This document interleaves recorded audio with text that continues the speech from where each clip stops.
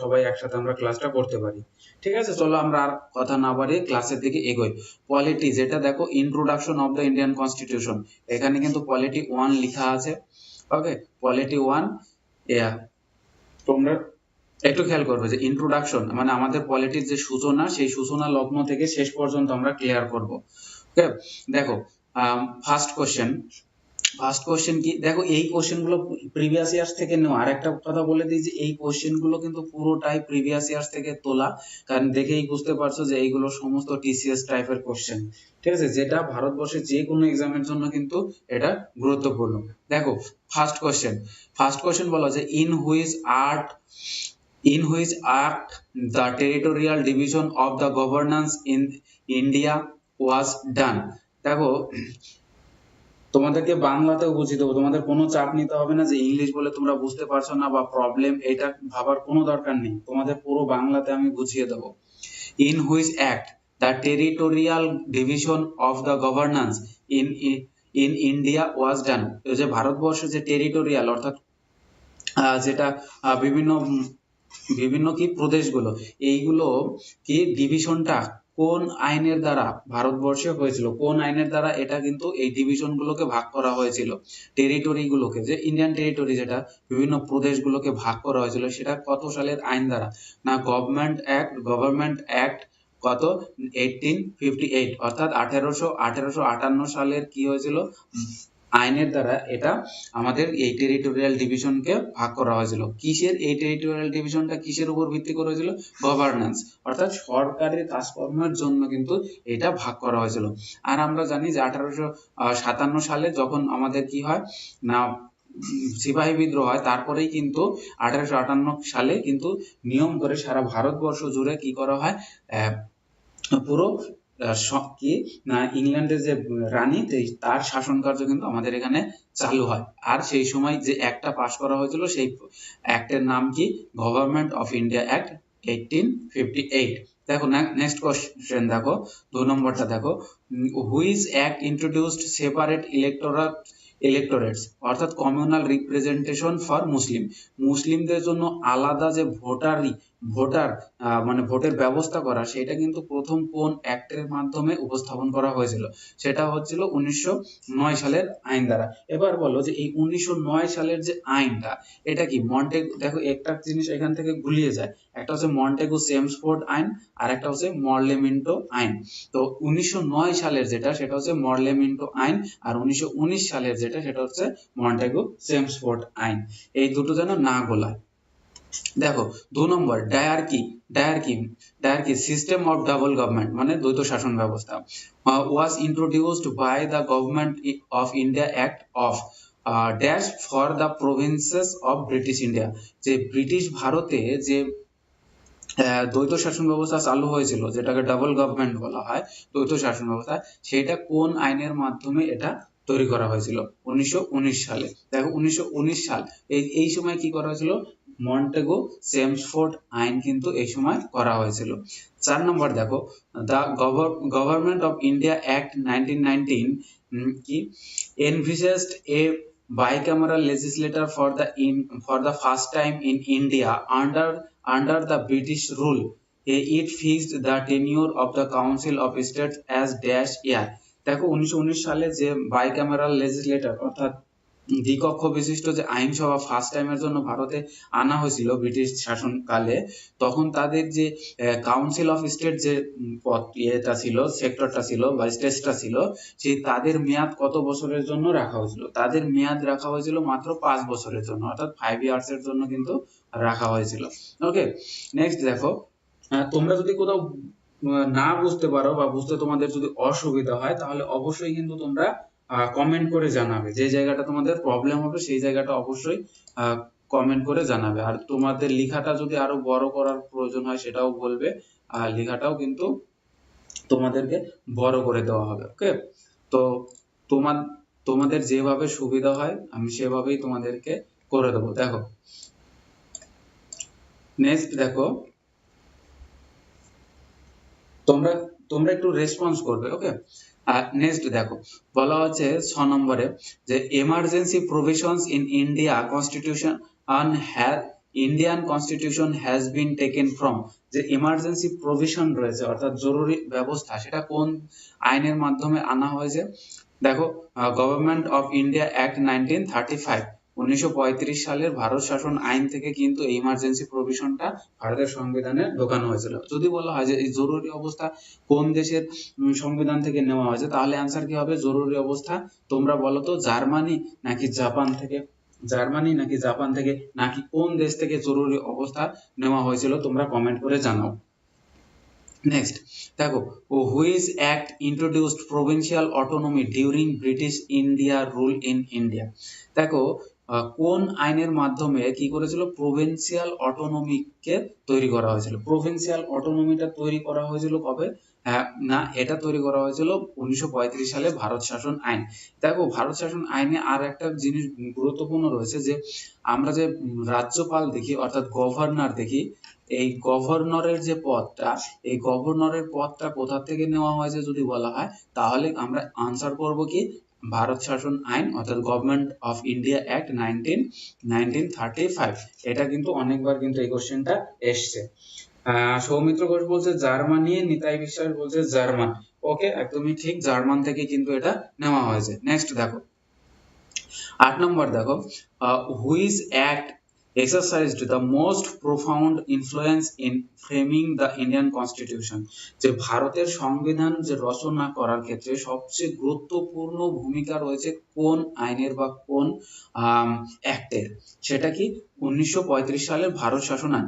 যদিও দেখা যায় যে ভারতীয় সংবিধানের সবচেয়ে বৃহত্তম যে সোর্স, সবচেয়ে বৃহত্তম যে সোর্স, সেই সোর্সটা কোনটা? সেটা হচ্ছে এই 1935 এর ভারত শাসন আইন। অর্থাৎ যদি ওভারঅল যদি আমি 100% ধরি ইন্ডিয়ান কনস্টিটিউশনকে, তাহলে এখান থেকে দেখবো যে 70%, মোর দ্যান 70% কিন্তু নেওয়া হয়েছে 1935 গভর্নমেন্ট অফ ইন্ডিয়া অ্যাক্ট থেকে। ঠিক আছে, তো এটা একটা বড় অংশ। নেক্সট দেখো, বলা আছে who describe the government of India Act 1935 a new charter of bondage. New charter of bondage, ভারতের যে 1935 সালে ভারত শাসন আইন, তাকে কে বলেছিলেন যে এটা একটা new charter of bondage? New charter of bondage এটা বলেছিলেন পন্ডিত জওহরলাল নেহরু। দেখো, ভেরি ভেরি ইম্পর্টেন্ট, এগুলো কিন্তু প্রিভিয়াস ইয়ার থেকে তোলা। হ্যাঁ, প্রিভিয়াস ইয়ারে এসছে এই কোশ্চেন গুলো, তাই তোমরা একটু কষ্ট হলেও তোমরা কিন্তু এইগুলো কিন্তু একদম মনোযোগ সহকারে দেখবে। হ্যাঁ, মনোযোগ সহকারে এটা পড়বে, আর প্রয়োজনে স্ক্রিনশট নিয়ে রাখো। Next, the government of India Act 1935 was based on. 1935 সালের যে ভারত শাসন আইন, সেটা কিসের উপর ভিত্তি করে তৈরি হয়েছিল? সেটা ভিত্তি করে হয়েছিল কত? Simon commission. এই সাইমন কমিশন কবে গঠন করা হয়? 1927 এ গঠন করা হয় এবং 1928 এ কিন্তু ভারতে আসে। এটা একটু খেয়াল রাখবে, ঠিক আছে? নেক্সট দেখো, in which year were the elections held to provincial legislature and ministries all over British India? সারা ভারতবর্ষ জুড়ে সমস্ত প্রভিন্সিয়াল এরিয়াতে কি করা হয়েছিল? প্রভিন্সিয়াল লেজিসলেচার এর কি ইলেকশন হয়েছিল প্রথমবার হয়েছিল কবে? 1937 খ্রিস্টাব্দে। 1937 খ্রিস্টাব্দে, ভেরি ভেরি ইম্পর্টেন্ট। নেক্সট দেখো, নেক্সট বলো যে how many members are there in Indian constituent assembly that wrote the Indian constitution? ভারতের সংবিধান রচনা করেছে কারা? ভারতীয় সংবিধান রচনা করেছে গণপরিষদ। এই গণপরিষদের ইংলিশ টার্ম কি? গণপরিষদের ইংলিশ টার্ম হচ্ছে কনস্টিটিউয়েন্ট অ্যাসেম্বলি। দেখো, এখানে লেখা আছে কনস্টিটিউয়েন্ট অ্যাসেম্বলি। তো এই কনস্টিটিউয়েন্ট অ্যাসেম্বলিতে কি মেম্বার কতজন ছিল? যখন রচনা করা হয় তখন মেম্বার কতজন ছিল? না, 299 অর্থাৎ 299। এবার অনেকে বলবে যে আমরা তো বইতে পড়েছি 389 জন। 389 জন কিন্তু শেষ পর্যন্ত ছিল না। যখন পাকিস্তান ভাগ হয়ে যায় তখন কিন্তু পাকিস্তানের পক্ষে যারা চলে যায়, পাকিস্তানে যারা চলে যায়, তারা কিন্তু আর এই এতে থাকে না। ফলে লাস্ট পর্যন্ত দেখা যায় যে 299 জন সদস্য কিন্তু মিলে ভারতীয় সংবিধানটাকে রচনা করা হয়েছিল। যেহেতু পাকিস্তান আলাদাভাবে দেশ গঠন করে, তাদের আলাদা সংবিধান তৈরি হয়, তাই এখান থেকে কি সদস্য সংখ্যা পুরোটা কমে যায়, 299 তে গিয়ে দাঁড়ায়। নেক্সট দেখো, নেক্সট কি বলা হলো না, constituent assembly of India was founded in the year. Constituent assembly অর্থাৎ ভারতের গণপরিষদ কবে গঠন করা হয়? ভারতের গণপরিষদ গঠন করা হয় 1946 খ্রিস্টাব্দে। দেখো গণপরিষদের অনেকগুলো কমিটি তৈরি হয়, সেই কমিটিগুলোর চেয়ারম্যান তোমরা অবশ্যই কিন্তু খেয়াল রাখবে, মনে করবে, মুখস্থ করবে যে কোন কমিটির চেয়ারম্যান কে ছিলেন। নেক্সট দেখো, নেক্সট বলা হলো what was the basis for constituting the constituent assembly of India. না না কিসের উপর ভিত্তি করে এই গণপরিষদ গঠন করা হয়েছিল? কোন প্ল্যানের উপরে বা কোন অ্যাক্টের উপর ভিত্তি করে কনস্টিটিউয়েন্ট অ্যাসেম্বলি তৈরি করা হয়েছিল? সেটা হচ্ছে ক্যাবিনেট মিশন প্ল্যান 1946, অর্থাৎ 1946 খ্রিস্টাব্দে আমরা দেখেছি যে ক্যাবিনেট মিশন ভারতে আসে এবং তারাই কিন্তু ভারতীয়দেরকে কি বলে যে এবার আপনারা আপনাদের সংবিধান রচনার কাজ শুরু করতে পারেন। সেই হিসাবেই কিন্তু গণপরিষদ তৈরি হয়েছিল এবং ভারতীয় সংবিধান রচনার কাজ শুরু হয়েছিল। নেক্সট দেখো 15 নম্বর, the constituent assembly which had been elected for the framing the constitution held its first meeting on। Directly question যদি আমি সহজ কথায় বলি, এটাকে বলবো যে গণপরিষদের প্রথম অধিবেশন কবে বসানো হয়েছিল বা গণপরিষদের প্রথম অধিবেশন কবে হয়েছিল, সেটা হচ্ছে 9 ডিসেম্বর 1946, অর্থাৎ 1946 খ্রিস্টাব্দের 9 ডিসেম্বর কিন্তু কনস্টিটিউয়েন্ট অ্যাসেম্বলির ফার্স্ট মিটিং হয়েছিল। এবার দেখো এই গণপরিষদের প্রথম যে মিটিং 9 ডিসেম্বর, এই 9 ডিসেম্বরের সভাপতি কে ছিলেন? 9 ডিসেম্বরের সভাপতিটা কে ছিলেন না, এই দিন কিন্তু একটা গুরুত্বপূর্ণ বিষয় যে ভারতীয় গণপরিষদের প্রথম সভাপতি কে ছিলেন আর কি গণপরিষদের সভাপতি কে, এই জায়গাটা তোমরা আনসার করো যে ভারতের গণপরিষদের প্রথম চেয়ারম্যান কে ছিল? প্রথম চেয়ারম্যান ছিল সচ্চিদানন্দ সিনহা, এসসি সিনহা। তো এই সচ্চিদানন্দ সিনহা ছিল প্রথম কি চেয়ারম্যান বা প্রেসিডেন্ট। এর পরের দিন অর্থাৎ পরের দিন যখন বসে 11 ডিসেম্বর যখন এই মিটিং বসে, তখন কিন্তু এটা চেঞ্জ হয়ে গিয়ে ডক্টর রাজেন্দ্র প্রসাদ কিন্তু স্থায়ী সভাপতি হিসাবে নির্বাচিত হন বা মনোনীত হন। তো পরের কোশ্চেন দেখো, how much time does it take দেখো how much time does it take in the creation of Indian constitution.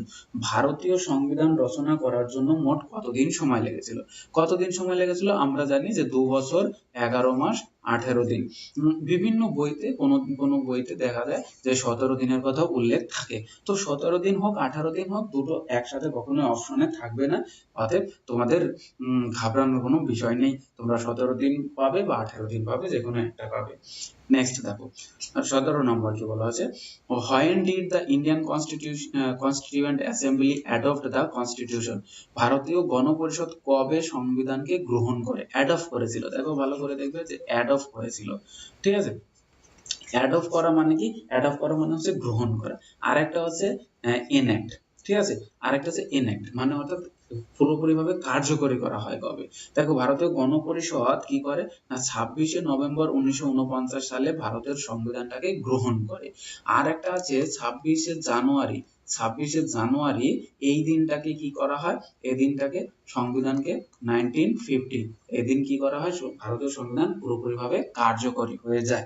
এবার এখান থেকে আরো একটা কোশ্চেন ডিপলি একটা কোশ্চেন আসে কি, যে যেদিন সংবিধান গ্রহণ করা হয় সেই দিন থেকেই ভারতের কোন অংশটা বা সংবিধানের কোন অংশটা সেদিন থেকে কার্যকরী হয়, সেদিন থেকে হয় হচ্ছে সিটিজেনশিপ।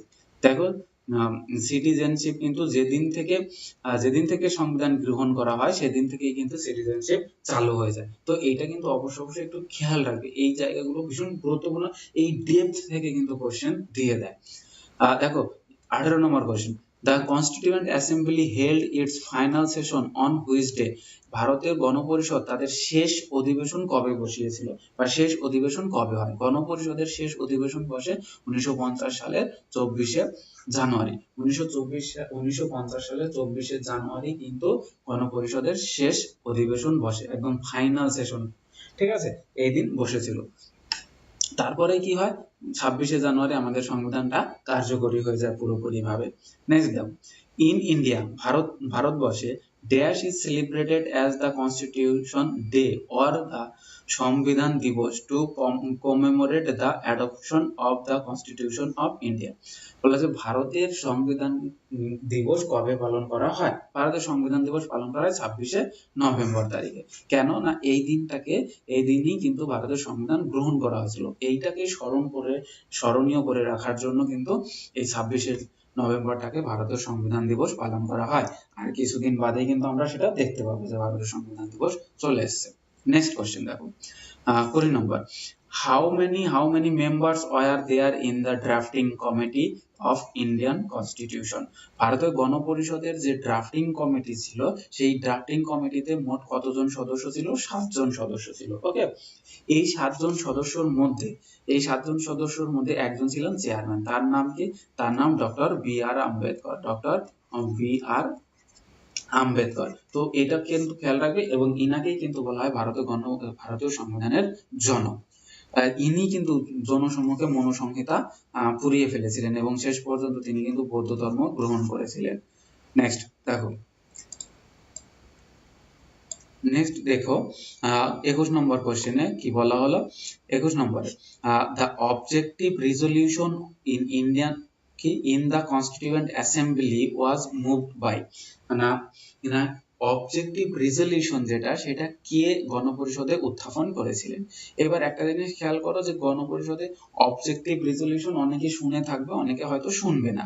কেন শুনবে না? কারণ অবজেক্টিভ রেজলিউশন কথাটা হচ্ছে একটা ব্যতিক্রম কথা এবং এটা নরমালি যারা ডিপলি পড়াশোনা করেছে তারাই একমাত্র ভালো বলতে পারবে। এটা অবজেক্টিভ রেজলিউশন হচ্ছে জওহরলাল নেহরুর লেখা একটা নথি, জওহরলাল নেহরুর লেখা একটা ড্রাফট, যেটা কিনা পরবর্তীকালে কি করে তিনি গণপরিষদে উত্থাপন করেন এবং সেটাকে প্রস্তাবনা আকারে প্রকাশ করার জন্য সেটাকে রাখা হয় এবং ফাইনালি কিন্তু সেই জওহরলাল নেহরুর রচিত অবজেক্টিভ রেজলিউশনটাই কিন্তু প্রস্তাবনা হিসাবে দেখা গেছে, যদিও এই প্রস্তাবনা কিন্তু একবার অ্যামেন্ডমেন্ট করা হয়েছে বা সংশোধন করা হয়েছে এবং সেটা কততম সংশোধনীত হয়েছিল? 42তম সংবিধান সংশোধনীত হয়েছিল এবং 1976 কিন্তু সেটা হয়েছিল। খেয়াল রাখবে যে ভারতীয় সংবিধানের যে প্রস্তাবনা সেটা মোট কবার অ্যামেন্ডেড হয়েছিল বা সংশোধন করা হয়েছিল? সেটা একবার হয়েছিল। কবে? না 42তম সংবিধান সংশোধনীর মাধ্যমে 1976 সালে। ঠিক আছে, এইভাবে তোমরা একটু ডিপলি ঢুকে তারপরে পড়বে। Now next question দেখো, who was appointed as Assembly's constitutional advisor in 1946 during the framing of the Indian Constitution? দেখো ভারতীয় সংবিধান যখন রচনার কাজ চলে তখন এই গণপরিষদের একজন অ্যাডভাইজার হিসাবে একজনকে নিয়োগ করা হয়েছিল। তিনি হচ্ছে বি.এন. রাও। ঠিক আছে, বি.এন. রাও ইনি কিন্তু ভারতীয় সংবিধান রচনার একজন অ্যাডভাইজার। ভেরি ইম্পর্টেন্ট, এটা অনেকবার কিন্তু এই কোশ্চেনটা এসেছে যে অ্যাডভাইজার হিসাবে কাকে নিয়োগ করা হয়েছিল? সেটা হচ্ছে বি.এন. রাওকে নিয়োগ করা হয়েছিল। দেখো প্রত্যেকটা কিন্তু কোশ্চেন এখানে টিসিএস তোমরা দেখতে পাচ্ছ, সবগুলো টিসিএস, কারণ এগুলো হচ্ছে অল ইন্ডিয়া বেসিসে কোশ্চেন। নেক্সট দেখো, who is considered the architect of Indian Constitution? এই ভারতীয় সংবিধানের আর্কিটেক্ট কাকে বলা হয়, অর্থাৎ স্থপতি কাকে বলা হয়? স্থপতি হচ্ছে doctor B R. Ambedkar. Doctor B R. Ambedkar, Bhimrao Ramji Ambedkar. ঠিক আছে, তো তিনি কিন্তু এই ভারতীয় সংবিধানের স্থপতি অর্থাৎ architect. Next, who was the chairman of the drafting committee of Indian Constitution? ভারতীয় গণপরিষদে ভারতীয় সংবিধান রচনার যে ড্রাফটিং কমিটি ছিল তার সভাপতি কে? তার সভাপতি ছিলেন doctor B R. Ambedkar. Doctor B R. Ambedkar. 25 নম্বর দেখো, in which year did the Constituent Assembly set up a drafting committee under the chairmanship of Dr. B.R. Ambedkar to prepare a draft constitution for India? একটা ভারতীয় সংবিধানের ড্রাফট তৈরি করার জন্য doctor B.R.. আম্বেদকরের নেতৃত্বে কবে গণপরিষদ একটা ড্রাফটিং কমিটি তৈরি করে? ড্রাফটিং কমিটিটা তৈরি হয় কবে? 1947 সালে। অনেকের এই জায়গা থেকে কোশ্চেন আসবে যে গণপরিষদ গঠন হলো 1946 খ্রিস্টাব্দে, আবার ড্রাফটিং কমিটি কি করে 1947 তৈরি হয়? এত দেরি হলো কেন? এবার হিসাব করে দেখো ড্রাফটিং কমিটি কেন দেরি করে তৈরি হলো। 1946 খ্রিস্টাব্দের একদম 9 ডিসেম্বর প্রথম অধিবেশন বসেছিল। তাহলে 9 ডিসেম্বর বাকি অধিবেশনগুলো করতে একটা সিদ্ধান্ত নিয়ে উঠতে কিন্তু টাইম লাগে। তা যার জন্য একদম গণপরিষদের যে ড্রাফটিং কমিটি সেটা কিন্তু তৈরি হয়েছিল ডিসেম্বর পেরিয়ে গিয়ে, অর্থাৎ 1947 সালের একদম শুরুর দিকে গিয়ে। ঠিক আছে, এই কারণে একটু সালটা পাল্টে গেছে। নেক্সট দেখো, how many committees were set up by the constituent assembly for framing the constitution. Constitution তৈরি করার জন্য মোট কতগুলো কমিটি তৈরি করা হয়েছিল? মোট কমিটি তৈরি করা হয়েছিল 22টা। মোট কতগুলো কমিটি তৈরি করা হয়েছিল? না, 22টা কমিটি মোট তৈরি করা হয়েছিল। 27 দেখো, how many women representatives did the constituent assembly have. গণপরিষদে মোট কতগুলো মহিলা প্রতিনিধি ছিল? মহিলা প্রতিনিধি ছিল মোট 15 জন। মোট 15 জন মহিলা প্রতিনিধি ছিল। তবে এই কোশ্চেন গুলো কোথায় পাবে? ডিপলি যদি না পড়ো কিন্তু এই কোশ্চেন গুলো পাবে না। তাই বারবার বলি, যখন যেটা পড়বে, যে সাবজেক্ট পড়বে, ডিপলি মনোযোগ সহকারে খুঁটিয়ে খুঁটিয়ে পড়বে। নেক্সট দেখো, 28 number, the constitution of India was framed by. গণপরিষদের মাধ্যমেই কিন্তু ভারতের সংবিধান রচনা করা হয়েছিল। তাই এখানে বলা হয়েছে constitution of India was framed by. কে ফ্রেম করেছিল ভারতীয় সংবিধানকে? ওনার তৈরি করেছিল কে? গণপরিষদ, কনস্টিটিউয়েন্ট অ্যাসেম্বলি, অর্থাৎ কনস্টিটিউয়েন্ট অ্যাসেম্বলি ভারতের কনস্টিটিউশনকে ফ্রেম করেছিল। নেক্সট দেখো, বলা হলো যে 29 number, who replaced Sachchidananda Sinha as chairman of the constituent assembly of India. ভারতের গণপরিষদের যে সভাপতি সচ্চিদানন্দ সিনহা, তাকে রিপ্লেস করা হয়েছিল কার মাধ্যমে? কে রিপ্লেস করেছিল? তিনি হচ্ছে ডক্টর রাজেন্দ্র প্রসাদ। অর্থাৎ এই ডক্টর রাজেন্দ্র প্রসাদ কিন্তু তিনি কি করেছিলেন? এই সচ্চিদানন্দ সিনহার পরিবর্তে স্থায়ী চেয়ারম্যান হিসেবে নিযুক্ত হয়েছিলেন। নেক্সট দেখো, তোমরা বুঝতে পারছো তো? তোমাদের কি অসুবিধা হচ্ছে? তোমরা একটু কমেন্ট করে জানাও তো তোমাদের এই কোশ্চেন গুলো তোমাদের কি জানা ছিল, বা দুটো একটা কি অপরিচিত পাচ্ছ? একটু তোমরা রেসপন্স করবে। হ্যাঁ, একটু রেসপন্স করবে, তাহলে আমি একটু অনুপ্রাণিত হব তোমাদের মাধ্যমে, তোমাদের থেকে একটু জোশ পাবো। ঠিক আছে, তোমরা একটু মাঝে মধ্যে একটু কমেন্ট করবে, ঠিক আছে, যাতে তোমাদের কমেন্ট গুলো আমি দেখতে পাই। নেক্সট দেখো,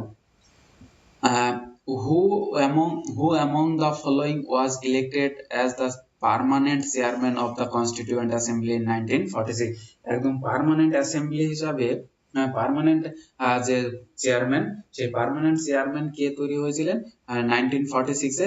ডক্টর রাজেন্দ্র প্রসাদ। আমরা একটু আগে দেখলাম যে কি ডক্টর সচ্চিদানন্দ সিনহা তিনি কিন্তু অস্থায়ীভাবে কিন্তু সংবিধানের গণপরিষদের কি হয়েছিলেন? না, চেয়ারম্যান হয়েছিলেন। এখন কিন্তু কি করা হলো? পরে কিন্তু স্থায়ীভাবে নিযুক্তকরণ করা হলো কাকে? ডক্টর রাজেন্দ্র প্রসাদকে। নেক্সট দেখো, name the representative of the princely state who did not participate the constituent assembly. ভারতীয় গণপরিষদের দেখো অংশগ্রহণ করেনি কোন প্রিন্সলি স্টেট? তখন অনেকগুলো প্রিন্সলি স্টেট ছিল, তাদের মধ্যে কোন স্টেটটা কি করেছে? না, তারা নিজেরা কি গণপরিষদে গঠন নিজেদেরকে যোগ করেনি, সেটা হচ্ছে হায়দ্রাবাদ। ঠিক আছে, তো তোমাদের পরের কোশ্চেন দেখো, who proposed the suggestion of the কি কনস্টিটিউয়েন্ট, এক মিনিট,